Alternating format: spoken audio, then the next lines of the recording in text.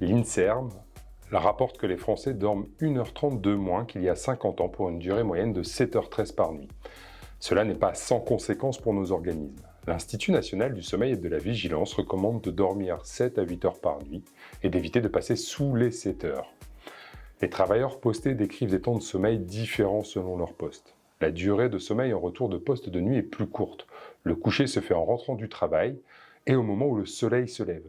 Nous sommes des animaux diurnes. Le sommeil de la journée est plus court que le sommeil réalisé la nuit. Et le réveil se fait pour les plus jeunes autour de 14 à 15 heures lorsqu'ils s'endorment en retour de nuit.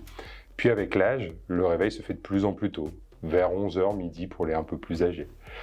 Les temps de sommeil moyens rapportés en sortie de poste de nuit sont de 5 heures, largement en dessous des 7 heures minimum recommandées.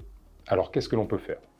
L'une des propositions que l'on peut faire est de se lever lorsque l'on n'arrive plus à dormir, de prendre un déjeuner léger et de retourner se coucher lorsque la somnolence réapparaît entre 13 et 14 heures pour redormir 1 heure ou 2. On ne parle pas de sieste, mais de récupération de sommeil, de complément de sommeil. Beaucoup de personnes rapportent s'endormir le midi après manger, alors autant en profiter, allez vous coucher. Je vous dois un petit peu plus d'explications scientifiques. Notre horloge biologique nous ouvre des portes vers le sommeil. Elle ouvre l'une de ces portes entre 13 et 15 heures et l'autre au moment du coucher le soir.